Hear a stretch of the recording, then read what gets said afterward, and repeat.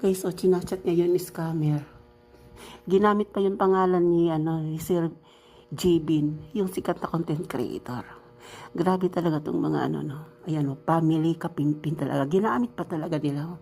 Di ko nga alam guys kung alam to ng may-ari mismo ng pangalan ng ginagamit nila eh. Ayan. Tumawag kanina, ayan Sinachat niya yun ng darling ko.